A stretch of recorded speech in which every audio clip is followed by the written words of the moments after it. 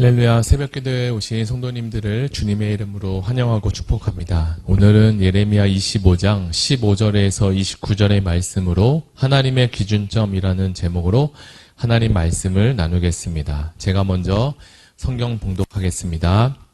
이스라엘 하나님 여호와께서 이같이 내게 이르시되 너는 내 손에서 이 진노의 술잔을 받아가지고 내가 너를 보내는 바 그 모든 나라로 하여금 마시게 하라.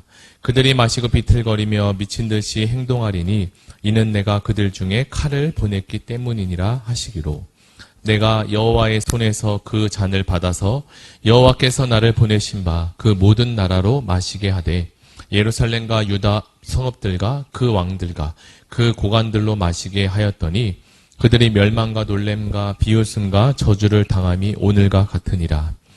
또 애굽의 왕 바로와 그의 신하들과 그의 고관들과 그의 모든 백성과 모든 섞여 사는 민족들과 우스 땅의 모든 왕과 블레셋 사람의 땅 모든 왕과 아스글론과 가사와 에그론과 아스돗의 나머지 사람들과 에돔과 모압과 암몬 자손과 두로의 모든 왕과 시돈의 모든 왕과 바다 건너쪽 섬의 왕들과 드단과 데마와 부스와 살적을 깎은 모든 자와 아라비아의 모든 왕과 광야에서 섞여 사는 민족들의 모든 왕과 시무리의 모든 왕과 엘람의 모든 왕과 메대의 모든 왕과 북쪽 원근의 모든 왕과 지면에 있는 세상의 모든 나라로 마시게 하리라.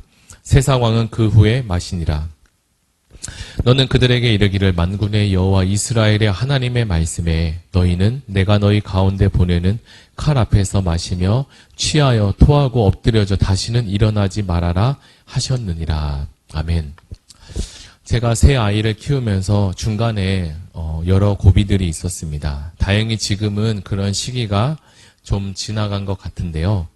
어느 시점에는 이 삼둥이들이 3명 모두 다 말을 정말 안 듣고 땡깡이 너무나 심했던 시기가 있었습니다. 저랑 아내는 그 시즌에 많이 힘들고 어려웠는데요.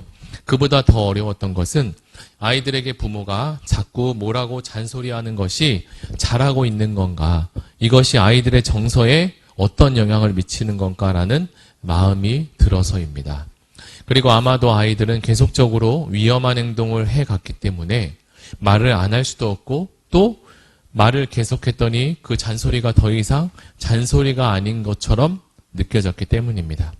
그래서 생각한 것이 훈계라는 것이 자주 또는 계속하게 되면 더 이상 훈계로서의 힘을 잃어버릴 수 있겠구나. 그렇다면 한 번에 몰아서 훈계를 지혜롭게 어떻게 할 수 있을까라는 생각을 한번 점검하는 시간을 갖게 되었습니다. 오늘 우리는 예레미야 25장의 말씀을 함께 묵상했는데요. 하나님도 이사야, 예레미야서를 지나면서 유다 백성과 함께 그 주변 국가에 대한 심판 메시지를 계속 전하고 계셨습니다. 어떨 때에는 하나님께서는 하시는 메시지를 읽으며 이렇게 반복해서 말씀만 하고 아무 일도 생기지 않으니 유다 백성도 또 주변 나라 사람들도 하나님을 두려워하지 않는 것이 아닌가라는 생각도 가지게 되었습니다. 하나님은 사랑이 많으셔서 계속 참으시고 기다리셨던 건데 말입니다. 그러나 그 기다림의 시간이 끝나면 하나님은 정말 무서우리만큼 그 죄에 대해서 심판하시는 모습을 보게 됩니다. 이전에 우리가 보았던 소돔과 고모라 때도 그랬고 노아 홍수 사건에서도 하나님의 무자비함이 느껴질 정도로 하나님은 심판을 하셨습니다. 물론 그 이전에는 너무나 긴 시간 동안 참으시고 또 참으시고 하는 인내의 인내를 하신 것이 사실입니다. 오늘 본문을 우리가 살펴보니까 그 당시 중동 지방에서 일어난 큰 전쟁에 대해서 말씀을 하고 있습니다. 물론 이 전쟁으로 한번 설명해 보면 느부갓네살이라는 이 큰 왕이 일으키는 전쟁이었던 것은 사실입니다. 이 전쟁의 범위와 위협이 얼마나 그 주변 국가들에게 크게 다가왔는지 광범위할 정도로 이루어졌습니다. 우리가 알고 있는 세계 전쟁이라고 표현할 수 있으리만큼 이 전쟁의 파워는 대단했습니다. 그런데 이 전쟁이 사람이 주도하는 것 같이 보이지만 왕이 이 전쟁을 시작하는 것처럼 보이지만 실상은 이 전쟁의 중심에는 누가 있습니까? 바로 하나님이 서 계십니다. 겉으로 보기에는 느부갓네살이 이 바벨론이 이 전쟁을 진두지휘하는 것처럼 느껴졌지만 그 바벨론이라는 그 나라와 그 왕에게 하나님이 힘을 실어주고 권력을 주신 이가 바로 하나님이시라는 사실을 아무도 기억하지 못하고 있었습니다. 단지 하나님은 바벨론의 왕을 들어서 지금까지 죄 가운데 있었던 주변 나라들을 심판하신 것입니다. 그리고 그 심판이 끝나면 최종적으로 그 똑같은 여러 가지 죄를 지었던 바벨론도 심판합니다. 이러한 구조적인 것들을 살펴보면 하나님은 먼저 하나님 나라 백성에게 경고를 하셨고 심판을 하신 후에 그 이후에야 이방 나라와 주변 국가들에게 대해서도 심판을 진행하셨음을 볼 수 있습니다. 지금 우리가 살아가는 이 사회는 사회적으로 굉장히 혼란스러운 때를 살아가는 것 같습니다. 하루가 다르게 경제는 오르락 내리락하고 전국에는 요즘 들어 사람이 많이 모이는 곳마다 타겟으로 삼아서 묻지마 살인이 계속 연이어 일어나는 것을 보게 됩니다. 하나님께서 악인을 심판하지 않으시나라고 물을 수 있으나 하나님은 여전히 선악간의 심판을 하고 계십니다. 때로는 이 심판이 이 세상에서는 그대로 즉시 즉각적으로 이루어지는 것 같지 않아 보여서 심판이 이루어지지 않는 것이다. 하나님이 살아계시지 않는 것처럼 보이지만 하나님은 여전히 공의로우시고 선하시고 정직하신 분이십니다. 사랑하는 성도 여러분, 그러나 하나님에게 이러한 심판만 공의만 있다면 우리가 무섭고 두려워서 하나님께 가까이 갈 수 있을까요? 제가 아이들을 키우면서 늘 야단치고 훈계만 한다면 아이들은 저에게 다가오지 않을 것입니다.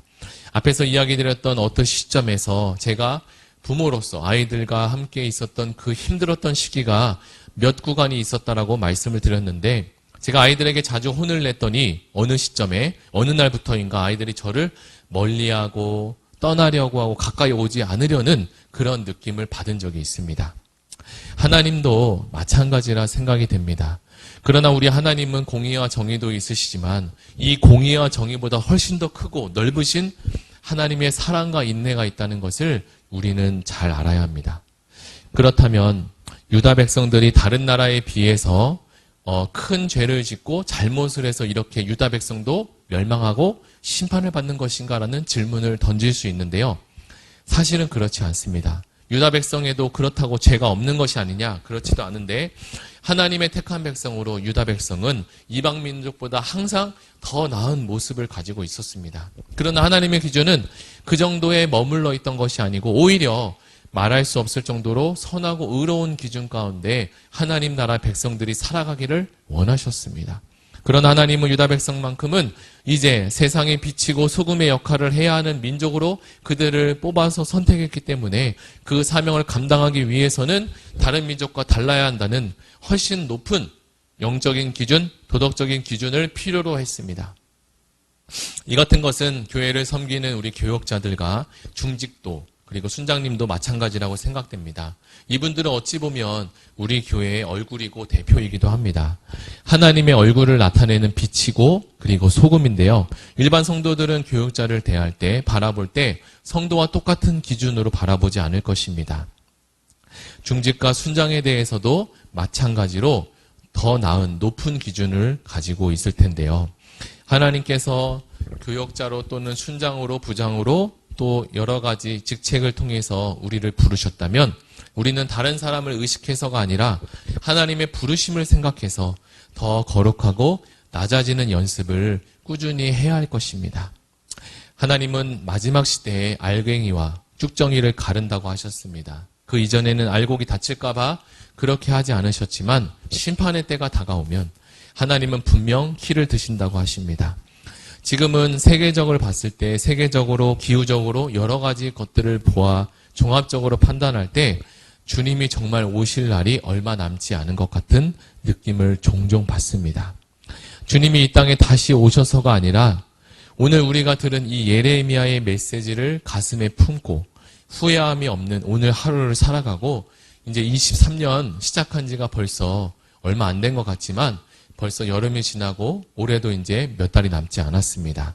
그 한 해를 잘 살아갈 수 있도록 하늘의 지혜와 능력이 필요합니다. 하나님께 그 지혜와 능력을 달라고 함께 기도했으면 좋겠습니다. 우리 시간 함께 기도할 때 들은 말씀을 붙잡고 기도하시고 이제 가을 특별 새벽 기도회가 있습니다. 또한 교회적으로 양육 훈련, 제자 사역 훈련이 시작되고 다락방도 진행되는데 하나님 이 안에 하나님이 공급하시는 그리고 하나님이 세우시는 놀라운 은혜들이 있게 하여 주시옵소서. 가지고 오신 계획 있는 제목 가지고 함께 기도하시겠습니다.